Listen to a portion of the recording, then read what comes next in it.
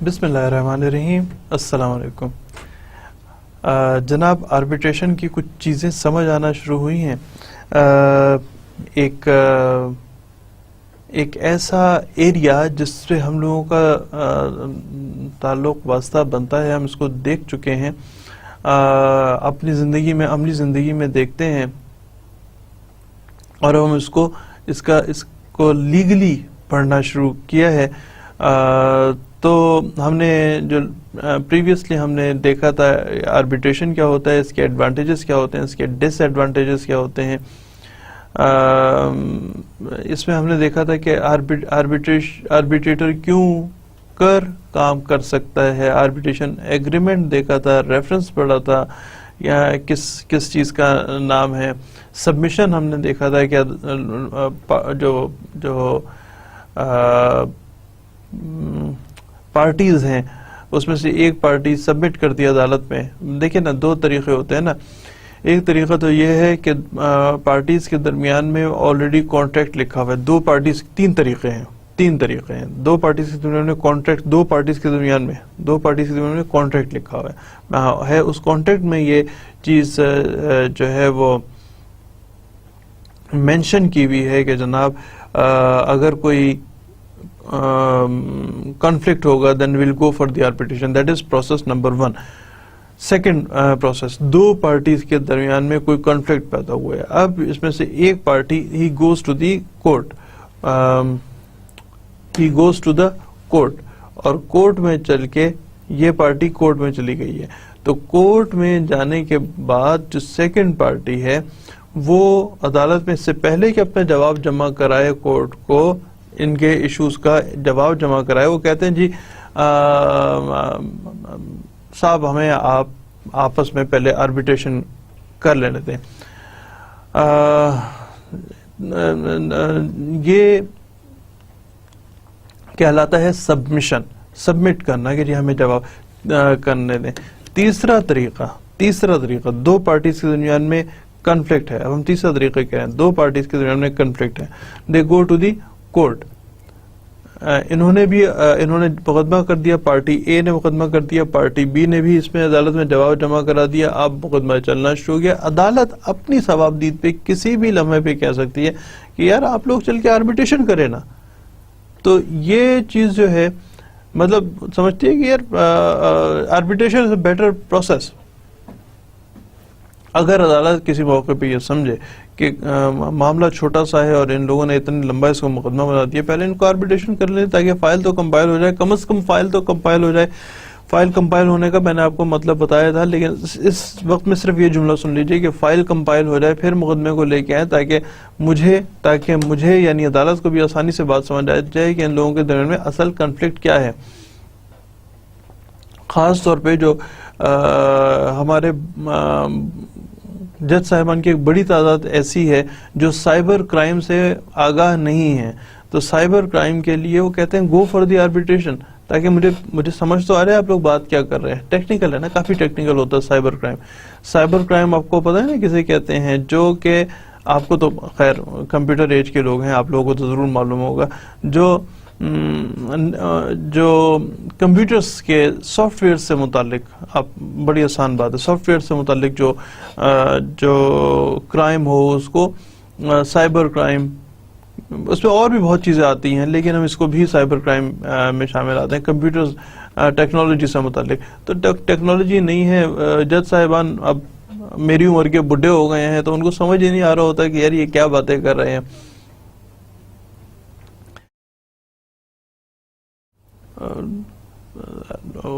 उनमें से आप अगर किसी कहें कि सर मैं तो विंडोज इसने मेरी करप्ट कर दी है, तो जज साहब कह सकते हैं, I am just making a joke, जज साहब कह सकते हैं कि फिर आप ऐसा करें कोई दूसरी खिड़की बना लेना, तो क्यों विंडोज ही आपको क्यों जरूरत है, और ये कितनी खिड़कियां इन्होंने खराब की हैं आपकी, تو کیوں کرپٹ کر لی ہے؟ کیا کھڑکی میں سے جھانک کے کسی کو تنگ کرتے تھے؟ کرپٹ کیا ہو گیا؟ کرپٹ ویسے ایک بڑا غیر معمولی سا لفظ لگتا ہے. I think you are getting my point of view کہ وہ فلاں جو ہے عام طور پہ تو یہ ہوتا ہے جی فلاں بہت کرپٹ ہو گیا یا ہو گئی ہے. تو کرپٹ ہو گئی ہے ایک بڑا غیر معمولی لفظ ہے. آپ کہتے ہیں جی ونڈوز کرپٹ ہو گئی ہے. کہتے ہیں جب ونڈو کرپٹ ہو گئی ہے تو کیا مطلب ہو گیا؟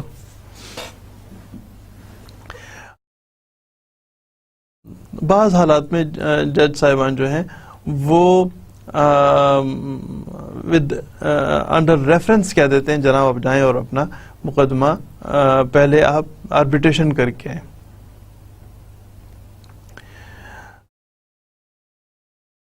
فائل کمپائل کا میں نے ذکر کیا تھا. فائل کمپائل کیا ہوتی ہے؟ کمپائل کرنے کا مراد یہ ہوتا ہے کہ ایک طرف کی پارٹی جو ہے وہ چل کے اپنا پوائنٹ آف ویو جو اس کو اعتراضات ہوتے ہیں پارٹی بی سے، وہ اعتراضات آربیٹریٹر کے سامنے لے کر آتی ہے. دوسری پارٹی جو ہے وہ ان جو پیپر سامنے آ گیا اس پہ لکھے گئے نکات کا، ان کو ایشوز کہتے ہیں، کا جواب دیتی ہے. بعض دفعہ میں ضرورت ہوتی ہے تو جو پارٹی ہے وہ اس کو مزید اس کے جواب کو مزید ایکسپلین کر رہی ہوتی ہے،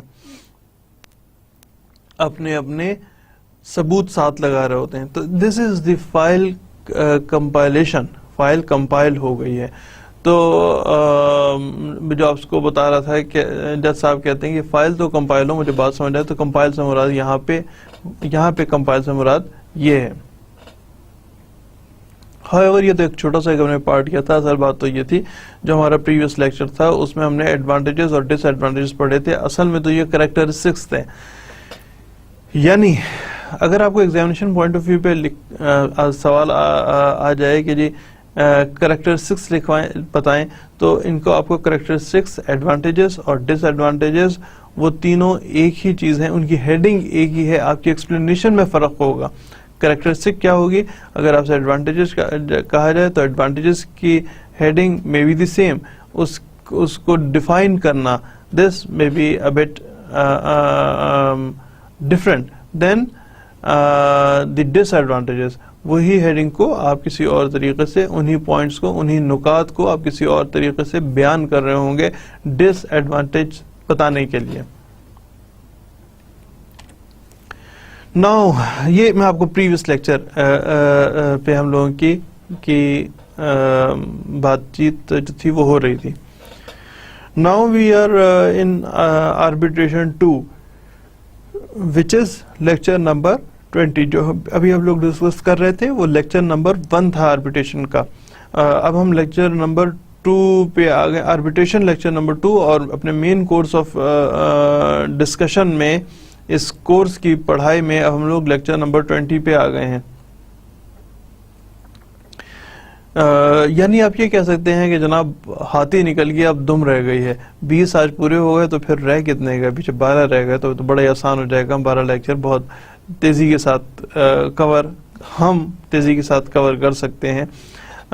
سو بہرحال we are at lecture number 20.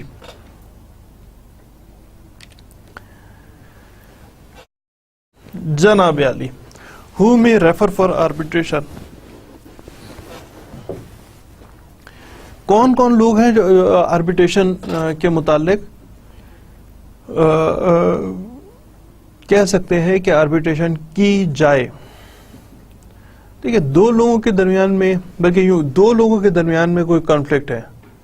کوئی تیسرا آدمی نہیں کہہ سکتا جناب آربیٹریشن کر دیں ان کے مقدمے میں. بھئی آپ کون ہوتے ہیں؟ مقدمہ تو ان 2 کا ہے، آپ اس میں فریق مقدمہ نہیں ہے. You are not party to the matter between 2 parties.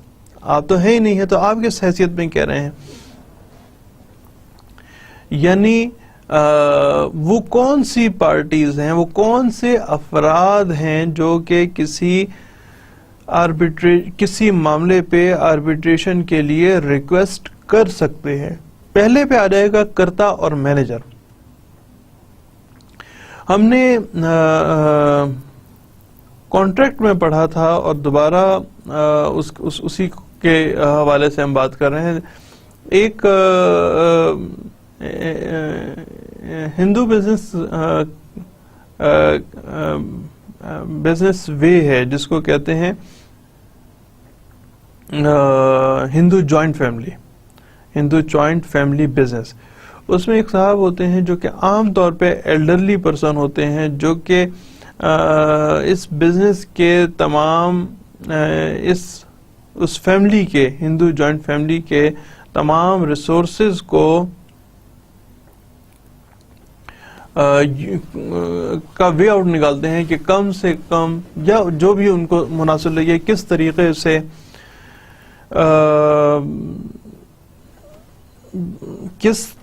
سے ریسورسز کی یوٹیلائزیشن کرنی ہے. For the utilisation of the resources of a Hindu joint family, the person who utilizes the resources is known as کرتا اور مینیجر. یاد کرا دوں یہاں پہ کرتا سے مراد کرتا جیسے ہوتا ہے کرتا دھرتا, ایک ایڈیم ہے کرتا دھرتا, کرنے والا, وہ یہیں سے نکلا ہوا ہے. کرتا از دا پرسن جو کہ ہندو جوائنٹ فیملی کے ریسورسز کی یوٹیلائزیشن کا ذمہ دار ہوتا ہے.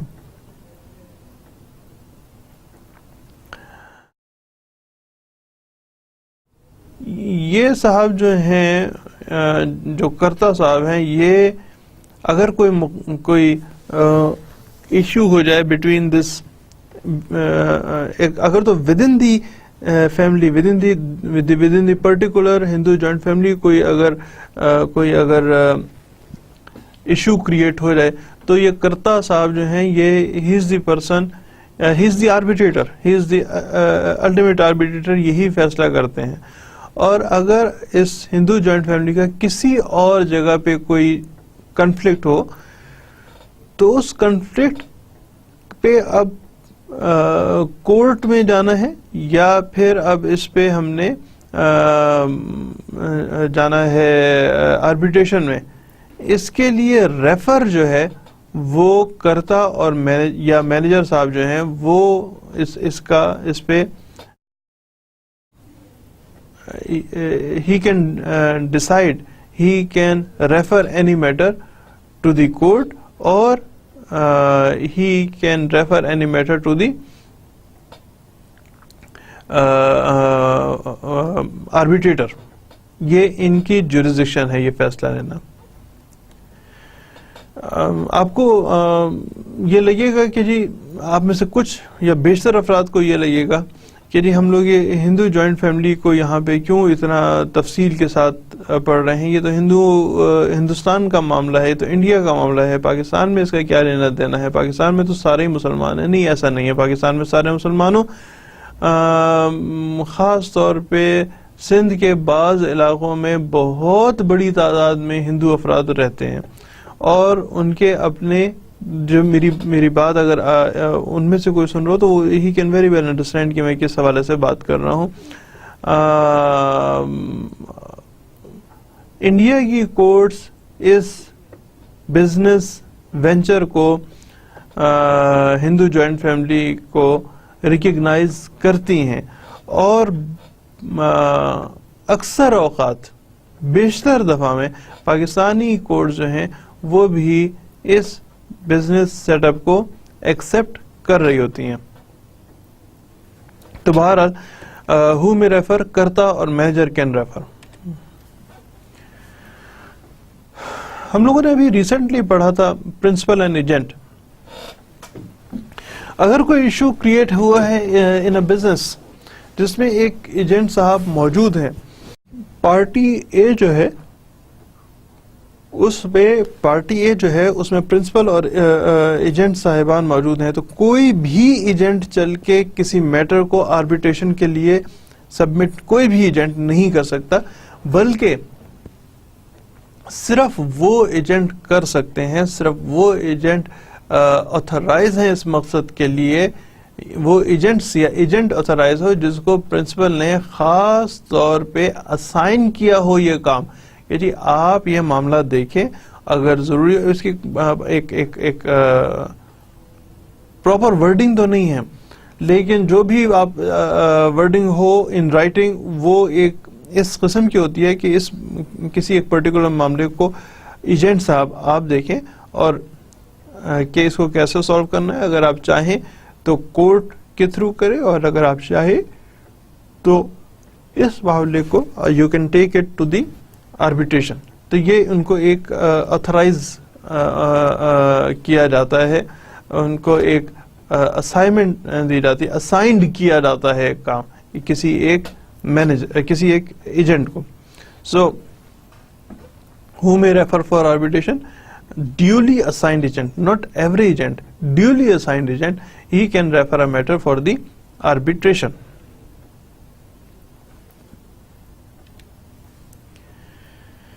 جو اٹارنی یا کونسل یا لائر، یعنی ہمارے جیسے میں اور ہمارے لوگ، جب ہمیں کسی we are representing a party in the court,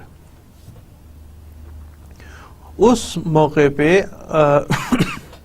ہم آتھرائزڈ ہوتے ہیں کہ جناب let this matter be solve through arbitration. ہم عدالت کو یہ کہہ سکتے ہیں کہ جناب ہمیں اجازت دیجیے کہ آربیٹریشن پہ معاملہ لے کے جائیں، یا آپ کسی شخص کو آربیٹریٹر اپوائنٹ کر دیں، ہم اس کے پاس ایک پہلے یہ مقدمہ لے چلتے ہیں، سمجھ لیتے ہیں، سمجھا لیتے ہیں، وہی والی بات ہے، فائل کمپائلیشن کر لیں، ٹیکنیکل ایسپیکٹ ہے، منی میٹر ہے،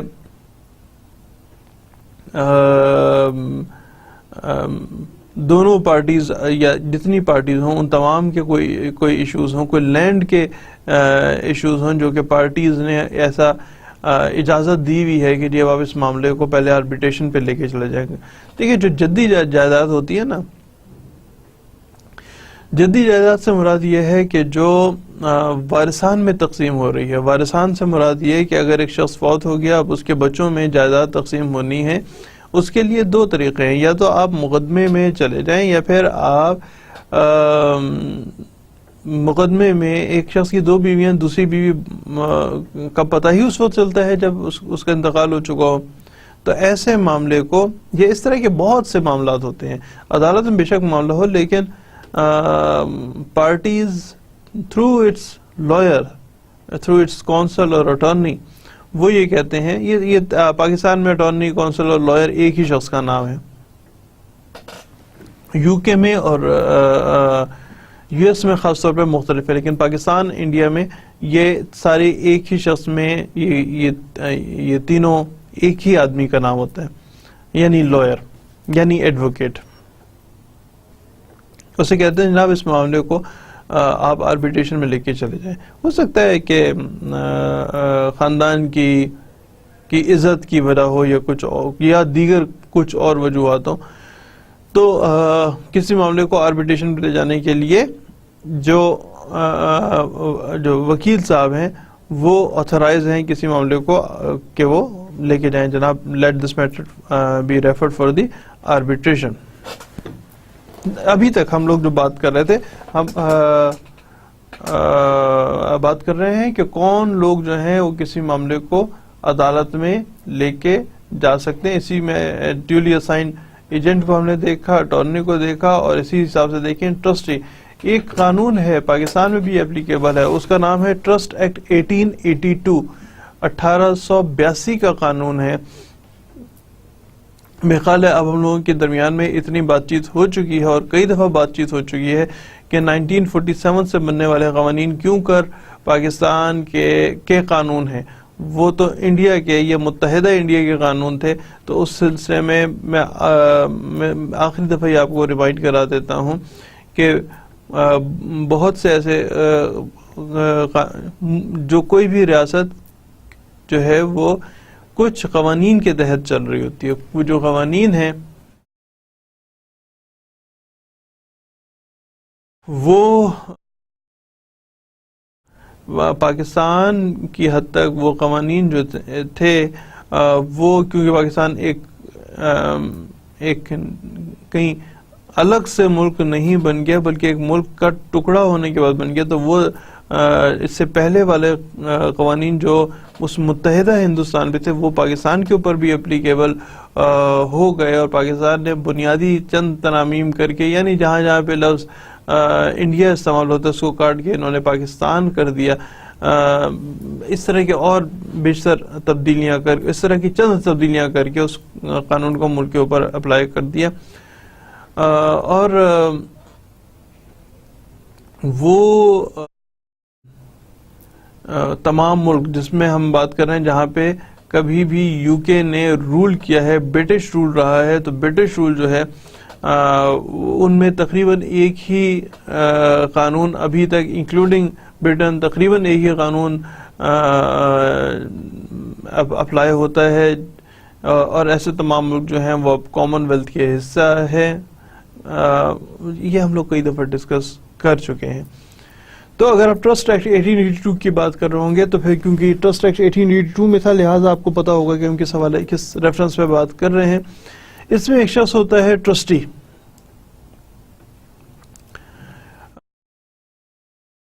ٹرسٹی جو ہے وہ ایسا شخص ہے،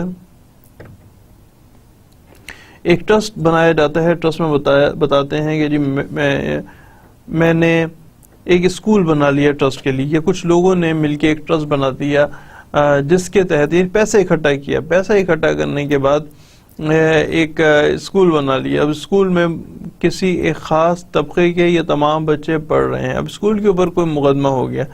ٹرسٹیز وہ لوگ ہیں جو اس کو مینیج کر رہے ہیں، اس اسکول کو، اس فنڈ کو مینیج کر رہے ہیں، جس کے تحت ایک فنڈ کو مینیج کر رہے ہیں جس کے تحت اسکول بھی بنایا ہوا. ہو سکتا ہے اسکول کو بھی وہی ٹرسٹیز جو ہیں وہ مینیج کر رہے ہوں. بات ویسے آسان ہے اور میرا خیال ہے آپ کو سمجھ آ جانی چاہیے. فنڈ سے مراد ہے کہ کچھ پیسے اکٹھا کیے، یا کسی شخص نے، جس طرح بل گیٹ صاحب ہیں، انہوں نے ایک بھاری بھرکم ٹرسٹ بنایا ہوا ہے for the benefit of the other people. اس چیز اگر کوئی شخص کچھ پیسے استعمال کرنا چاہے، اپنے پیسوں میں سے کوئی حصہ یا تمام پیسے استعمال کرنا چاہے لوگوں کے بینیفٹ کے لیے، تو اس کا ایک طریقہ یہ ہے کہ وہ ٹرسٹ بنا دیتا ہے. میں بہت تفصیل سے بالکل اسکریچ چاول سے لے کے چل رہا ہوں. ٹرسٹ بنا دیتا ہے. اب وہ ٹرسٹ جو ہے وہ that is a legal entity under trust act 1882. اب وہ ٹرسٹ جو ہے وہ مختلف کام کر رہا ہے لوگوں کی بینیفٹ کے لیے. ہو سکتا ہے ہاسپٹلز بنا رہا ہو سکتا ہے اسکولز بنا رہا ہو سکتا ہے کنویں کھود رہا ہو بہت سارے کام، یا کوئی ایک کام کر سکتا ہے ان میں سے کہ ہم صرف کنویں کھودا کریں گے، ہم صرف اسکول بنایا کریں گے، ہم صرف ہاسپٹلز بنایا کریں گے، وغیرہ وغیرہ. اب اس ٹرسٹ پہ کوئی کنفلکٹ پیدا ہو گیا ہے ود ان دی ٹرسٹ اور the trust and any other entity out side the trust. کوئی کنفلکٹ پیدا ہو گیا تو وہ لوگ جو ٹرسٹ کو مینیج کرتے ہیں، اس ٹرسٹ کو کے مینیجرز جو ہیں وہ ہیں ٹرسٹیز. اور وہ ٹرسٹیز جو ہیں they can put any matter for the arbitration, کہ جی let this matter be resolved by the arbitration. اتنی سی بات ہے. ٹرسٹ آپ کو سمجھ آ گیا کسے کہتے ہیں. اور اس کے بعد جو اس ٹرسٹ کو مینیج کرتے ہیں ان کو ٹرسٹیز کہتے ہیں. اور ٹرسٹیز جو ہیں دے آر آتھرائز ٹو، یہ بھی ہو سکتا ہے مقدمے میں چلے جائیں، یہ بھی ہو سکتا ہے وہ ٹرسٹ وہ مقدمے میں نہ جائیں بلکہ وہ آربیٹریشن میں چلے جائیں. تو who may refer? A trustee can refer for arbitration. ہمیں یہ دونوں تینوں پڑھیں، آپ کو تھوڑے سے معلوم اور یاد رہنے چاہیے ہیں ایگزامینیشن پوائنٹ آف ویو سے خاص طور پہ. آفیشل اسائنی یا ریسیور کیا ہوتا ہے؟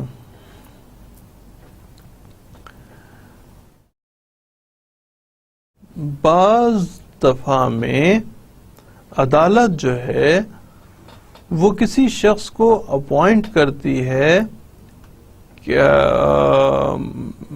جناب آپ مسٹر اے کی پراپرٹی کو مینیج کریں.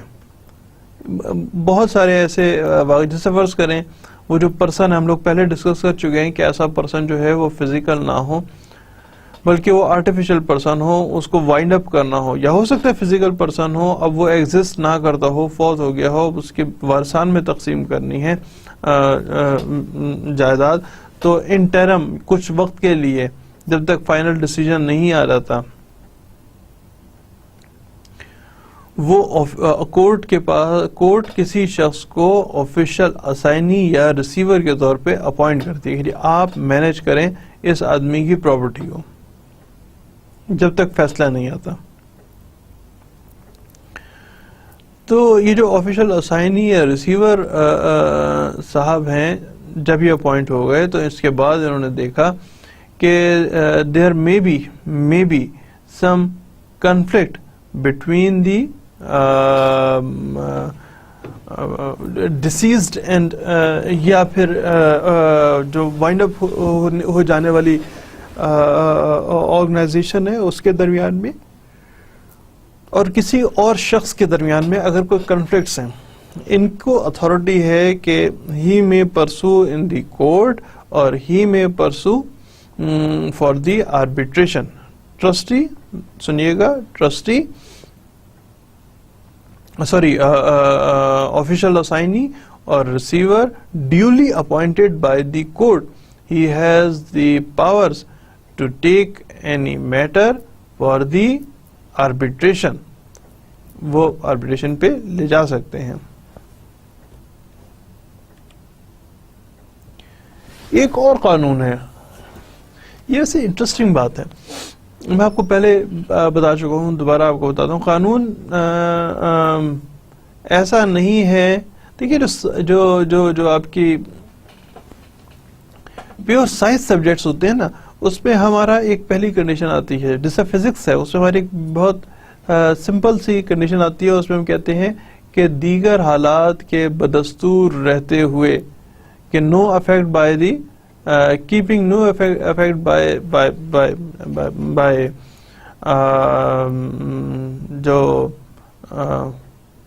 اور by other elements, ignoring other elements.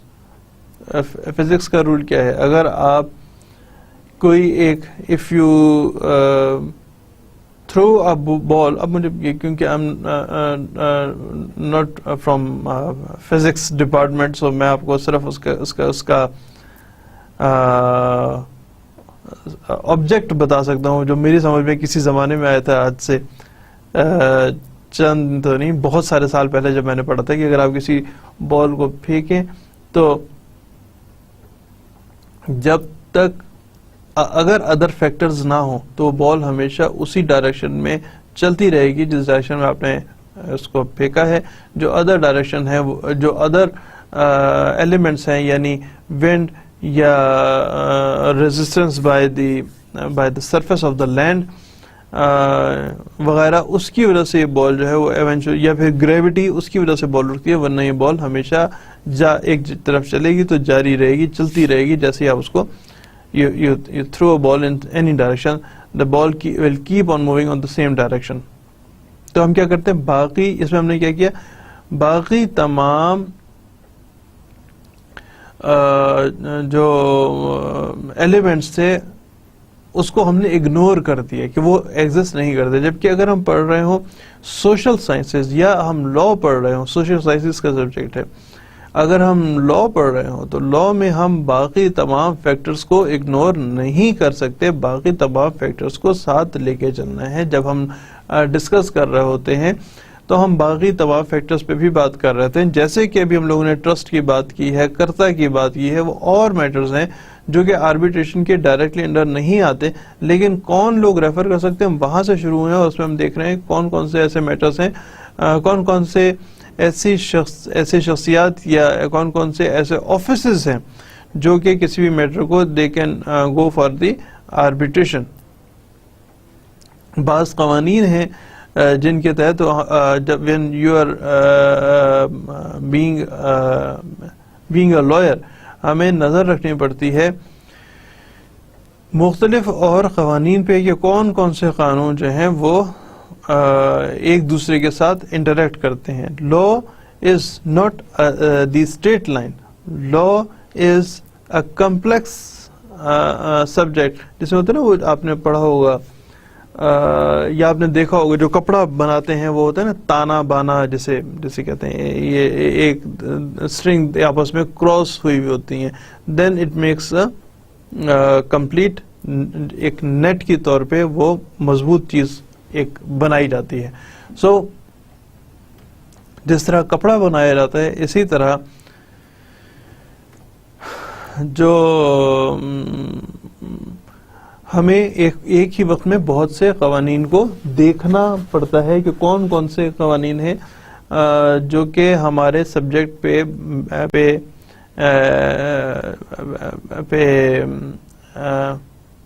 Metre کر رہے ہیں. اور اس وقت میں آربیٹریشن کے تحت آل دو گارڈین اینڈ وارڈ یا ٹرسٹ یا ہندو جوائنٹ فیملی, آل دو یہ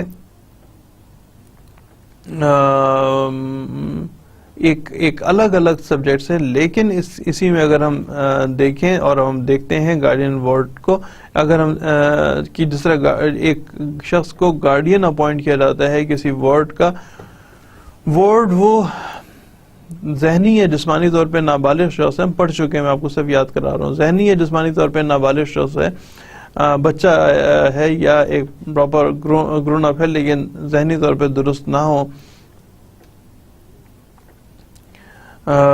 جب تک کہ اس کی عمر 21 سال نہیں ہو جاتی, عدالت کسی شخص کو بہت ساری وجہوں کی بنیاد پہ کسی شخص کو اس کا گارڈین مقرر کر دیتی ہے, اس کا والی مقرر کر دیتی ہے. تو یہ والی صاحب جو ہیں, ہمارا اس موقع پہ ہمارا سبجیکٹ جو ہے وہ یہ کہ if there is a dispute between the ward property, اس نابالغ کی پراپرٹی کے متعلق کوئی ڈسپیوٹ ہو, کنفلکٹ ہو جائے, تو اس کنفلکٹ کو ریزالو کرنے کے لیے گارڈین کے پاس یہ اتھارٹی ہے کہ he can put this matter before the arbitration. وہ سجیسٹ کر سکتا ہے کہ جی let's go with the arbitration, ہم کورٹ میں نہیں جاتے, ہم آربیٹریشن میں چلے جاتے ہیں. گارڈین صاحب جو ہیں وہ he can refer a matter for the arbitration. آگے دیکھیں صاحب, یہاں تک ہم دیکھ رہے تھے کہ who may refer, جس میں ہم نے 4-5 پوائنٹس پڑھے, who may refer for arbitration, کون کون سے ایسے افراد ہیں جو معاملے کو آربیٹریشن پہ لے جا سکتے ہیں.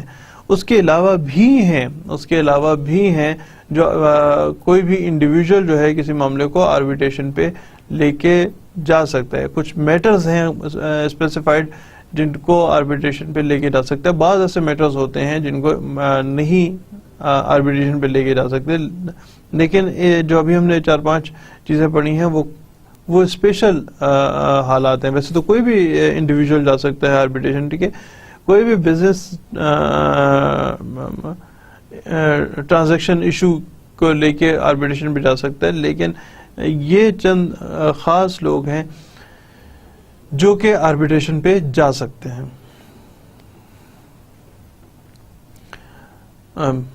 ابھی آپ پڑھ چکے, مجھے دوبارہ پیچھے سلائڈز پہ جانے کی ضرورت نہیں, اگر آپ چاہیں تو خود ہی دیکھ لیجئے کون کون سے لوگ ہیں جو کہ اسپیشلائزڈ کیٹیگری میں آئیں گے جو کہ آربیٹریشن پہ جا سکتے ہیں.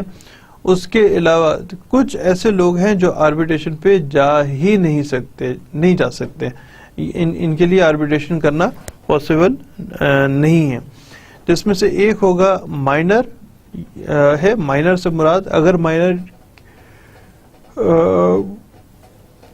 کی کسی قسم کی کوئی مقدمہ میں انوالو ہو جائے, آربیٹریشن کی ضرورت ہو, تو minor can go for the arbitration only through his ward and not by himself alone. یعنی وہ خود نہیں جا سکتا کہ جی میں جاتا ہوں اس معاملے کو دیکھ لیتا ہوں, نہیں, ایسا نہیں کر سکتے, بلکہ ہی may go by the ward. جو بھی ہم نے, میں سے پچھلی سائڈ پہ جا رہا ہوں, جس طرح ہم نے پڑھا تھا نا guardian and ward act, ward is minor اور لونیٹک اس کو وارڈ کہتے ہیں. لونیٹک اور مائنر, اس میں لفظ آخری لائن میں دیکھیے گا, وارڈ ایکٹ, وارڈ سے مراد مائنر اور لونیٹک ہے, یعنی ذہنی طور پہ بیمار, بے شک جسمانی طور پہ بڑا ہو گیا ہو, ذہنی طور پہ بیمار, یا پھر مائنر سے مراد یہ ہے کہ جو عمر میں اس وقت جو عمر میں کم ہو. یہ لوگ ڈائریکٹلی آربیٹریشن پہ نہیں جا سکتے. اگر کسی معاملے پہ آربیٹریشن پہ جانا ہو تو اس پہ آربیٹریشن کرانے کے لیے they are under guardian and ward act. تو گارڈین صاحب جو ہیں he can pursue for the arbitration. یہ مائنر اور لیونیٹک جو ہیں یعنی ذہنی طور پہ کمزور یا جسمانی طور پہ بچہ ہونا یعنی 18 سال سے کم عمر ہونا, یہ لوگ they can not go for the arbitration.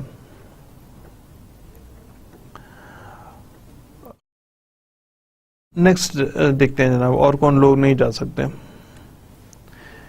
ایک اور ایکٹ ہے جس کا نام ہے انسالوینسی ایکٹ 1936.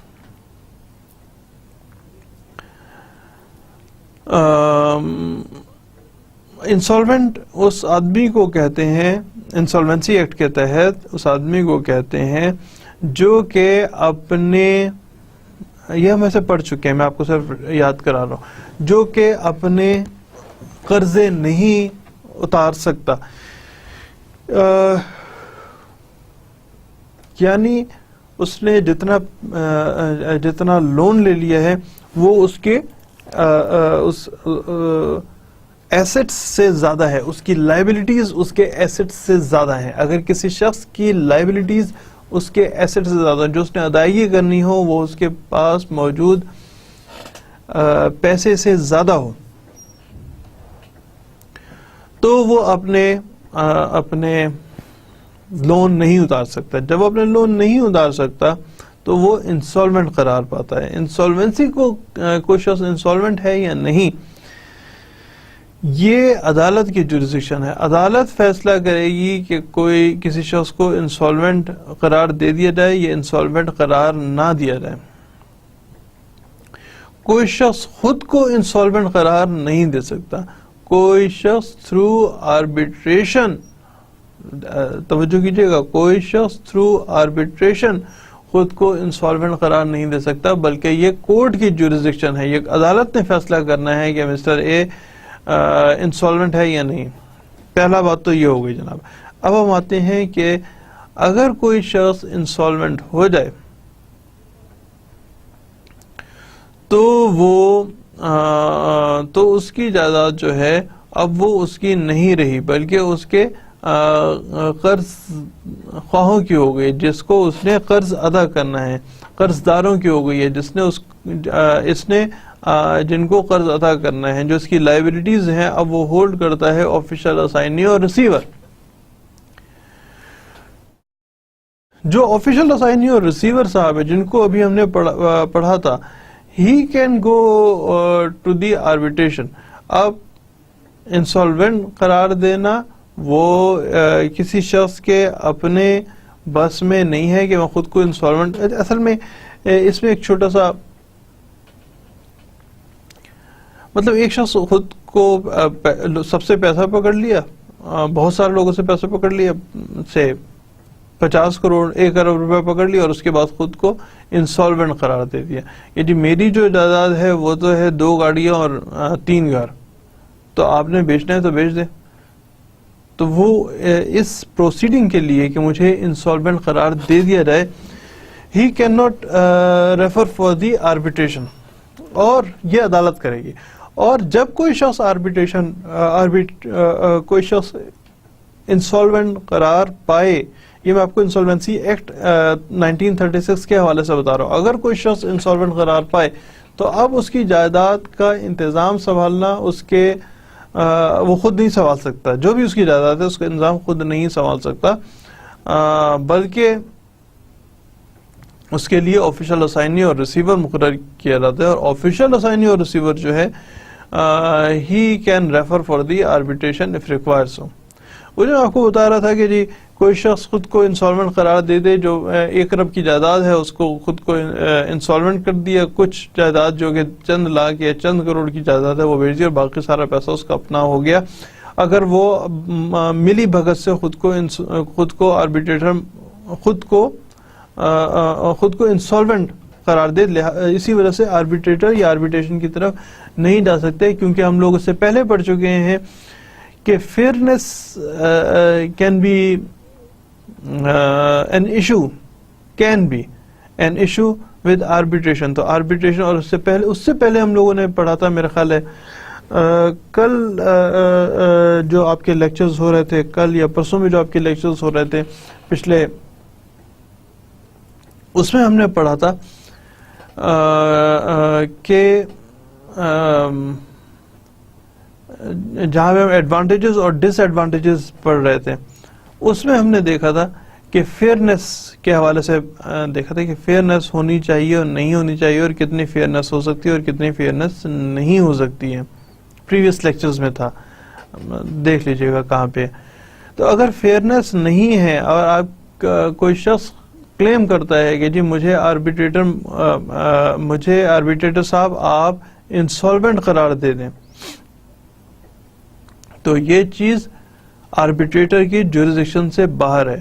وہ جو ہم کہتے ہیں کون آدمی آربیٹریٹر اپوائنٹ ہو سکتا ہے، آدمی وہ ہو سکتا ہے جس کو قانون کی اچھی سمجھ ہو، ورنہ وہ تو کہے گا اچھا جی آ جائیں، آپ کو میں انسالوینٹ کر دیتا ہوں، مجھے بھی آپ 1 کروڑ 2 کروڑ روپے دے دیں، میں آپ کو انسالوینٹ کر دیتا ہوں. وہ انسالوینٹ ہو گیا. جن لوگوں کا پیسہ اب ہے، یعنی جو قرض دار ہیں، یعنی جن کی ادائیگی کرنی ہے اس انڈیویجول نے جو اب انسالوینٹ بننا ہی جا رہا ہے، ان کی ادائیگی کون کرے گا اور کیسے کرے گا؟ لہذا انسالوینٹ جو ہے that is not under the jurisdiction of arbitrator. Arbitrator کسی شخص کو انسالوینٹ قرار نہیں دے سکتا، بلکہ اس کے لیے آفیشل اسائنی اور ریسیور اپوائنٹ کر دے گی کورٹ. اب اگر کوئی مقدمہ آتا ہے اس انسالوینٹ کی جائیداد سے متعلق، تو جو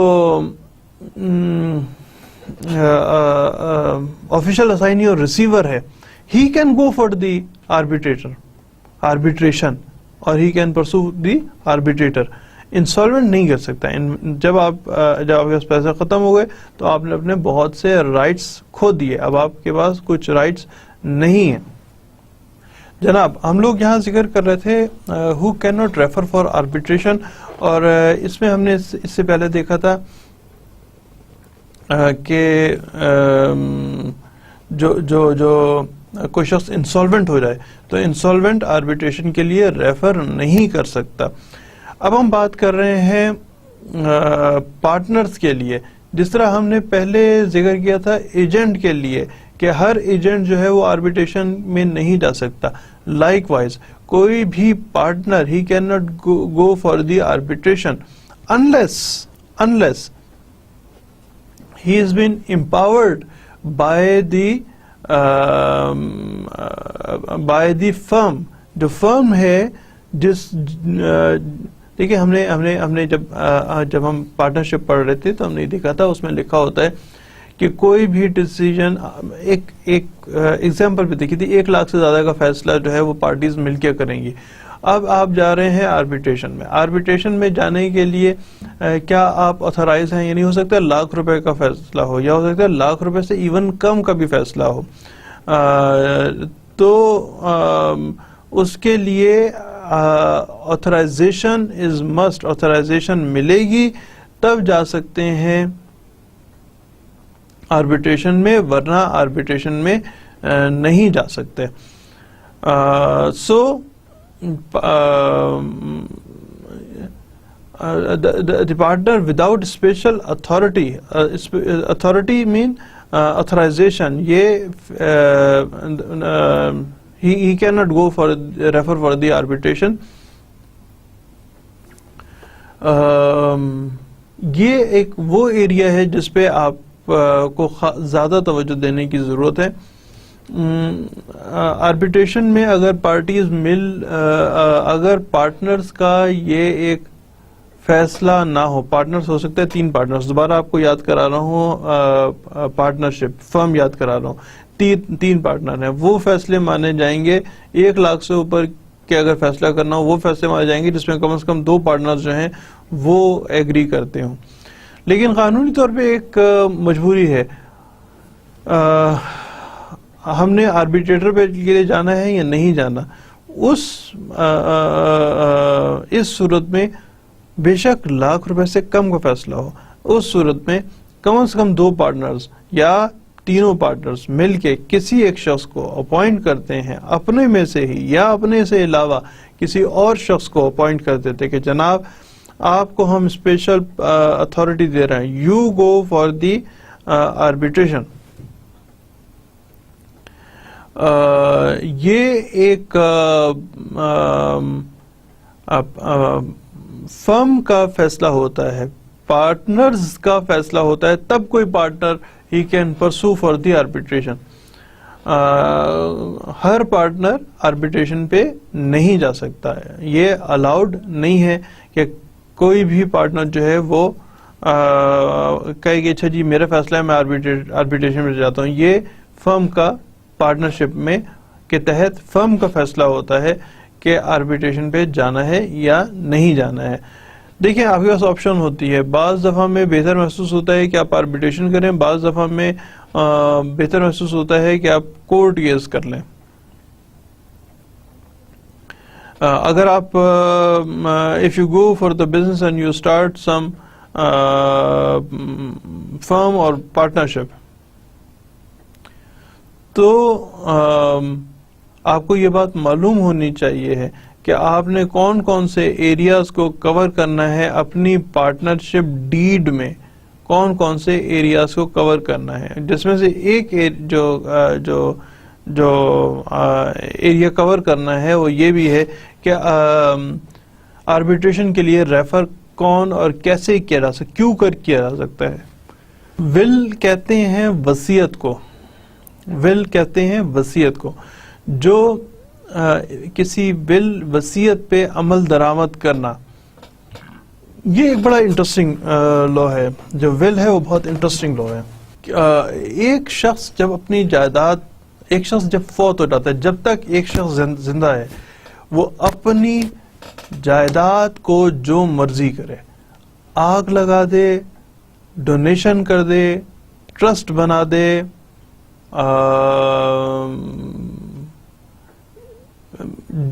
جوئے میں ہار جائے, دیٹ از پاسبل. سو تمام باتیں جو ہیں وہ پاسبل ہیں جب تک ایک شخص زندہ ہے.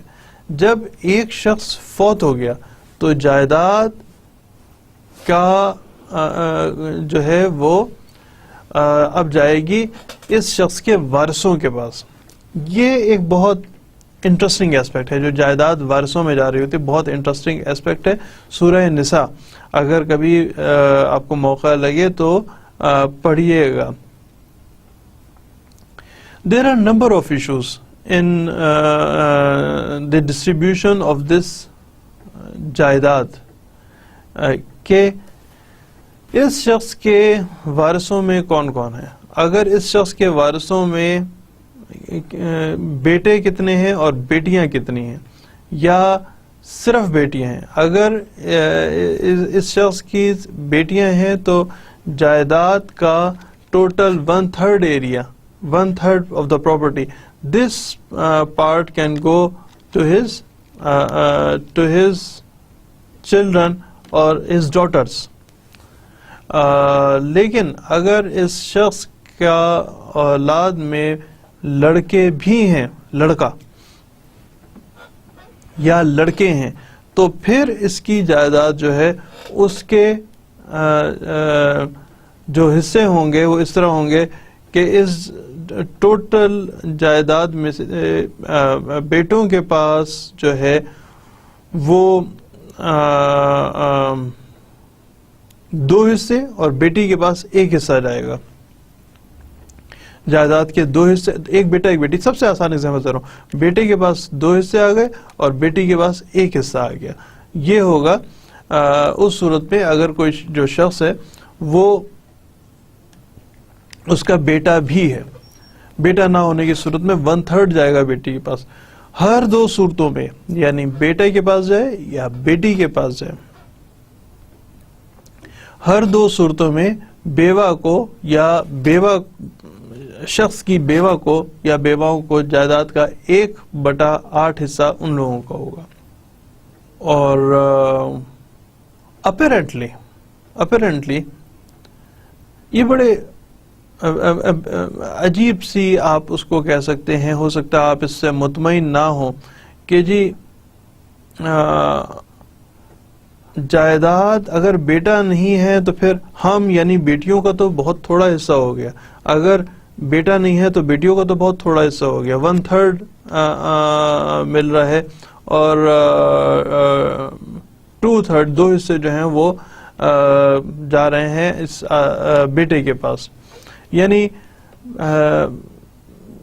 ایسی ایک سوچ آ سکتی ہے ذہن میں کہ ہم یعنی بیٹیوں کے ساتھ بہت زیادتی ہوئی ہے, ہمیں آدھا حصہ ملنا چاہیے تھا, ہمیں آدھا حصہ نہیں مل رہا, ہمیں کم حصہ مل رہا ہے.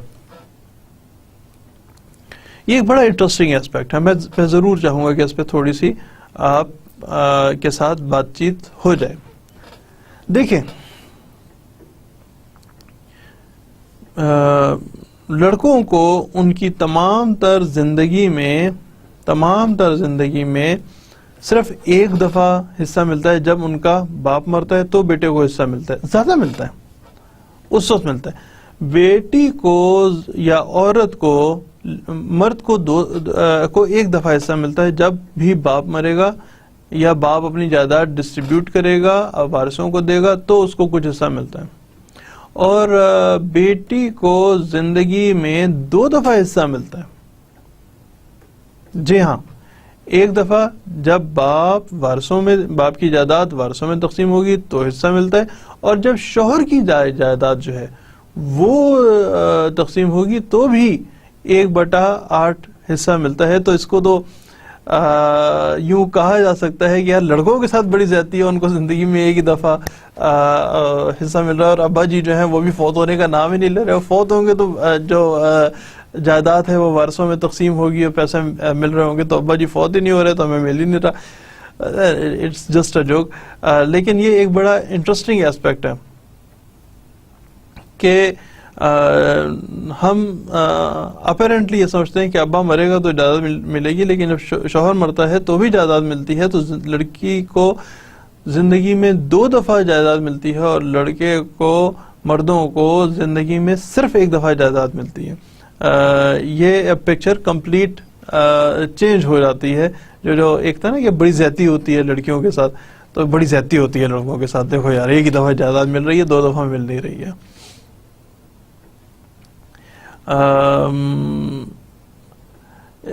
یہ میں آپ کو بتاتا ہوں کہ بڑا انٹرسٹنگ, بہت انٹرسٹنگ ایسپیکٹ ہے. اگر کسی شخص کے صرف بیٹے ہوں, صرف بیٹیاں ہوں, اچھا بیٹا جو ہے, بیٹا اگر باپ کے مرنے سے پہلے فوت ہو جائے تو کیا اس کا جائیداد میں حصہ ہوگا؟ یا دیکھیں نا, باپ کی عمر ہو گئی ہے فرض کریں 60 سال, بیٹے کی عمر ہے اب 35-36 سال, بیٹے کی بھی اب اگلی اولادیں ہو گئی ہیں. اب ابا جی جو ہیں, بیٹا پہلے مر گیا, اولادیں ہیں بیٹے کی اولادیں, میں سمجھ رہا پوتے نواسے زندہ ہیں, دادا زندہ ہے, بیٹا فوت ہو گیا, بیٹے کی اولادیں زندہ ہیں, تو کیا اس کو حصہ ملے گا یا نہیں ملے گا؟ جو بیٹیاں ہیں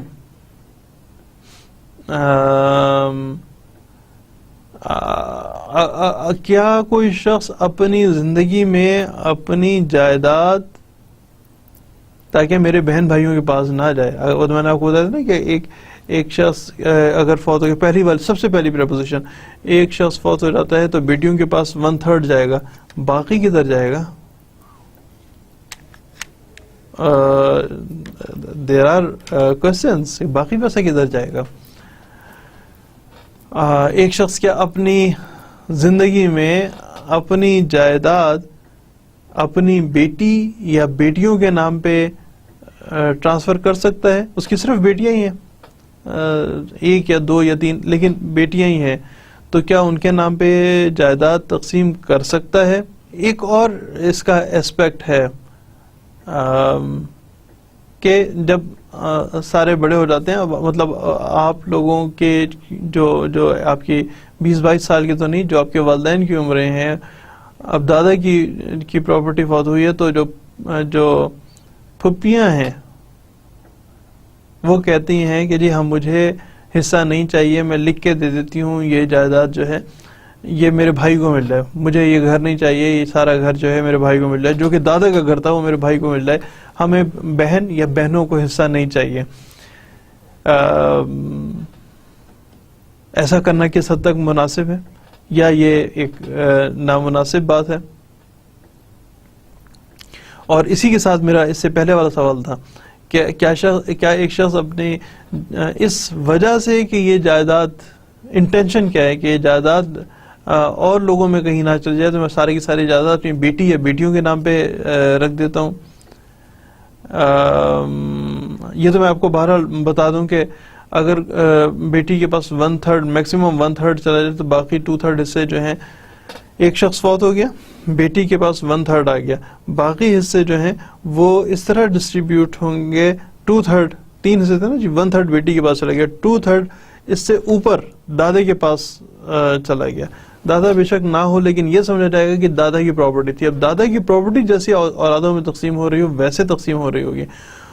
اگر اس شخص کا کوئی بھائی نہیں تھا یا اس شخص کا کوئی اور بہن بھائی نہیں تھا, تو یہ جائیداد جو ہے یہ اور اوپر چلے جائے گی, پردادا پہ چلی جائے گی, اور پھر اس ہیرارکی میں تقسیم ہو رہی ہوگی. ایک بڑی انٹرسٹنگ بات ہے یہ والی. دیکھیں, ایک چیز کا بڑا بلیف ہونا چاہیے, ایک چیز سے بہت آپ کو بہت زیادہ آپ کو سمجھ ہونی چاہیے ہے, جیسے کہتے ہیں نا, زور دے کے آپ کو سمجھانے کی کوشش کر رہا ہوں. ہم اپنی زندگی کا بہت سا حصہ جو ہے وہ جائیداد بنانے میں, پیسہ بنانے میں, امیر ہونے میں استعمال کرتے ہیں. کیا ہم اپنی زندگی کا اتنا ہی حصہ خوش ہونے میں استعمال کرتے ہیں یا نہیں, یا ہمیں خوش ہونے کے لیے استعمال کرنا چاہیے یا نہیں کرنا چاہیے؟ کیا پیسہ آپ کو خوش رکھ سکتا ہے یا نہیں رکھ سکتا؟ اور اگر رکھ سکتا ہے تو کس حد تک رکھ سکتا ہے؟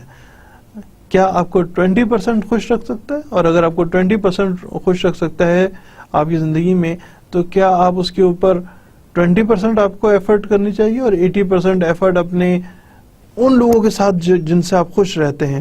مثال کے طور پہ آپ کے والدین, آپ کے بہن بھائی, آپ کے سبسیکوینٹلی آپ کے بیوی بچے, ان کے ساتھ آپ, ظاہر ہے ابھی آپ نہیں ہیں, بہت سے لوگ ابھی آپ میں سے شادی شدہ نہیں ہوں گے, جب ہو جائیں گے تو آپ کے گھر والے آپ کو خوش رکھ سکتے ہیں, آپ کے دوست آپ کو خوش رکھ سکتے ہیں, یا پیسہ خوش رکھ سکتا ہے؟ کتنا آپ کو پیسہ خوش رکھے گا اور کتنا آپ کو آپ کے عزیز و اقارب, آپ کے دوست احباب خوش رکھیں گے؟ یہ بڑی انٹرسٹنگ سی بحث ہے. تو اتنا پیسہ جب آپ بنانے کی کوشش کرتے ہیں, جب آپ فوت ہو جاتے ہیں, تو پھر آپ کی اولادوں میں جھگڑا پڑ جاتا ہے کہ یہ وراثت میں میرا یہ حصہ ہے اور وراثت میں میرا وہ حصہ ہے. سوچ ہے اس پہ کبھی سوچئے گا. اور جو میں نے بھی آپ کو چھوٹے چھوٹے سوال بتائے ہیں, اگر آپ چاہیں تو ان سوالوں کے پہ بھی غور کیجیے گا کہ جائیداد کی تقسیم کیسے ہوتی ہے. بہت ساری جو صورتیں بتائی تھیں کہ جی مثال کے طور پہ سب یاد کراتا ہوں کہ بیٹے کی اولادیں ہیں, بیٹا فوت ہو گیا, دادا بھی زندہ ہے, دادا کی جائیداد میں ان بچوں کا کوئی حصہ ہے یا نہیں ہے؟ اس پہ ذرا اگر چاہیں، یہ آپ کے ایگزامینیشن پوائنٹ آف ویو پہ نہیں ہے، یہ آپ کی سوشل گرومنگ پہ ہے، اگر چاہیں تو اس کے جواب لیجیے گا. کیونکہ ایگزامینیشن پوائنٹ آف ویو پہ نہیں ہے تو آپ کو بڑی خوشی ہوگی کہ آپ اس پہ ضرور پڑھ سکتے ہیں. بعض لوگ جو ہیں وہ ایگزامینیشن پوائنٹ آف ویو پہ پڑھنے کو تیار نہیں ہوتے، سوشل اسپیکٹ پہ ضرور پڑھ رہے ہوتے ہیں. تو دیکھ لیجیے گا. ہم واپس آتے ہیں اپنی اسٹڈیز کی طرف.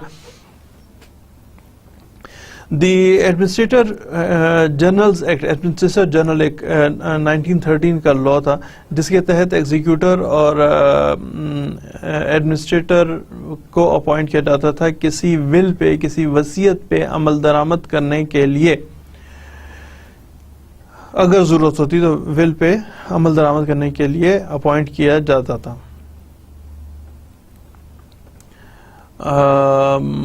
یہ واضح رہے کہ کوئی شخص اپنے مرنے کے بعد اپنی جائیداد کو اپنی مسلم لا میں اپنی مرضی کے مطابق استعمال نہیں کر سکتا. مرنے کے بعد نہیں کر سکتا. زندگی میں جو چاہے کر لے، مرنے کے بعد نہیں کر سکتا. مرنے کے بعد وہ ڈسٹریبیوٹ نہیں کر سکتا اپنے ذہن کے حساب سے کہ جی 10 حصے جو ہیں وہ بیٹے کو ملیں گے اور 14 حصے بیٹی کو ملیں گے اور 1 حصہ بیوی کو ملے گا. نہیں، ایسا نہیں کر سکتا. اس کے لیے مرے ہوئے شخص کی مرضی نہیں بلکہ اللہ کی مرضی چلے گی. میں نے آپ کو ذکر کیا سورہ نساء کا، چاہیں تو پڑھیے گا، انٹرسٹنگ ہے.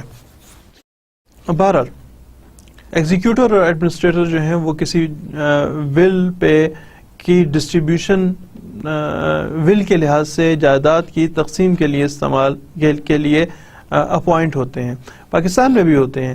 وہ جتنی جائیداد جس شخص کی ہے اس حساب سے، یعنی جو اسلامک لاز ہیں، جو عدالت اسی حساب سے فیصلہ دیتی ہے اور اسی کے مطابق جو ہے وہ ایگزیکیوٹر اور ایڈمنسٹریٹر اپوائنٹ کیے جاتے ہیں. ایگزیکیوٹر، ایڈمنسٹریٹر جائیداد تقسیم کریں گے، اس چیز کا فیصلہ نہیں کر سکتے کہ جو ول ہے، جو وصیت ہے، وہ جینین ہے یا نہیں. اس کے جینین ہونے پہ وہ فیصلہ نہیں کر سکتے. اگر ول سے متعلق کوئی سوال پیدا ہو گیا کہ یار یہ تو ول ہی ٹھیک نہیں ہے، then this matter will go to the court. جو ایگزیکیوٹر یا ایڈمنسٹریٹر ہے وہ ہی will put this matter before the court کہ جناب فیصلہ کریں یہ ایک ول ہے اور یہ ول درست ہے یا نہیں ہے. یہ ایگزیکیوٹر اور ایڈمنسٹریٹر کی جورسڈکشن نہیں ہے. تو بس یہ یہاں تک ہے آپ کا ایگزیکیوٹر اور ختم بھی ہو گیا. اور ہمارا نیکسٹ لیکچر جو ہے وہ ہماری آربیٹریشن ابھی تک جاری ہے اور آربیٹریشن 3 نیکسٹ ٹائم پڑھیں گے. کون سے اس میں ایسپیکٹس آتے ہیں. اس دفعہ میں ہم نے جو کیے تھے کہ who may refer and who may not refer. کچھ لوگ ہیں جو ریفر نہیں کر سکتے کسی معاملے کو آربیٹریشن کے لیے، کچھ لوگ ہیں جو آربیٹریشن پہ ریفر کر سکتے ہیں. ان پہ ہم نے ڈیٹیلڈ بحث کی ہے. اگلی دفعہ میں دیکھیں پھر ہم کن چیزوں پہ اور بحث کرتے ہیں آربیٹریشن کے حوالے سے. اس وقت کے لیے اجازت ہے جی. Thank you very much. خدا حافظ.